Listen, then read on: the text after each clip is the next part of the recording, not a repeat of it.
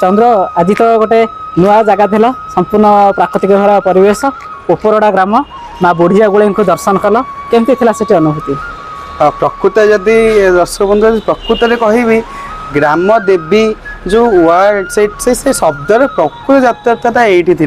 क्या एत ग्रामर एत सुंदर परिवेश गच जंगल भितर माँ को छोट सुंदर आस्थान माँ पर सिंदूर मुखा माँ पर स्मित हास्य एत सुंदर लावण्यमय प्रतिमा आ सहित ये परिवेश ना मत लगे सतरे ये कौन से मंत्र तंत्र ध्यान किसी आवश्यक नहीं ये परिवेश ही एत शुद्ध सकारात्मक जो शांत परिवेश दौची माँ निश्चित भाव शांति बसुनी आ सुखरे बसुनी कौन कही भाई आउ टे मत कहतु विषय विषय कौन कह जेहेतु यहाँ मो साही मो गाँ पोपरडा माँ महिमा बहुत अधिक रही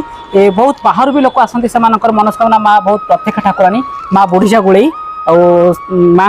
वर्ष तमाम अनेक नीतिकांति थाए स्पेशली दशहरा जहाँ अन्य जगह आमर जमी नीतिकांति हुए माँ हुए षोडशोपचार हुए चंडीपाठ हुए एमती हुए कि सबुठ बड़ कथा हूँ जहाँ तुम कहले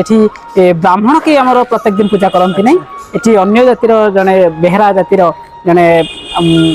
पूजुले तो बर्तमान स्वास्थ्य अवस्था जेहतु टी खराब अच्छी एवं झील पूछते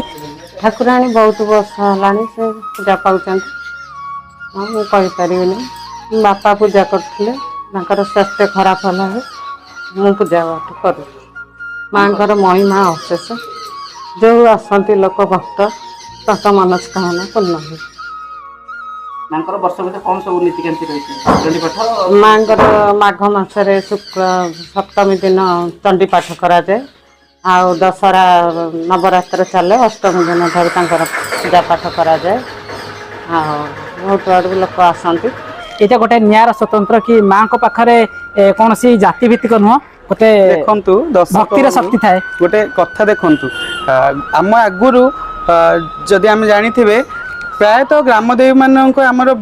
गोटे भंडारी जो था बारिक भंडारी संप्रदायर जो से माने स्त्री लोक मैंने बेसी पूजा करती आम जो कहते समाज में स्त्री लोक मैंने पूजा कर एक्चुअली ग्रामदेवी मानक माने पूजा पद्धति स्त्री लोक मानक बेसी भूमिका थिला आबे जहाँ तो सहरीकरण है बोली कमी जाऊँगी कि ग्राम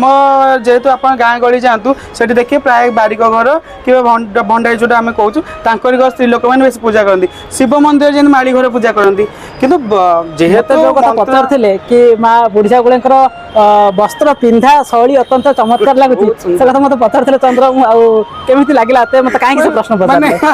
कहया कि नहीं देख जदि परिवेश शुद्ध तो गोटे स्त्री लोक गोटे माँ को पूजा कर निज जमी निज साहित्य सहित पूजा करमती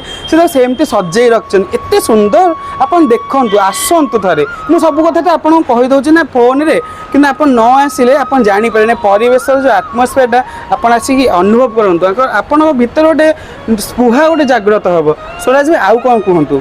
आउ अधिक मुझे कौन कह समस्त अनुरोध कर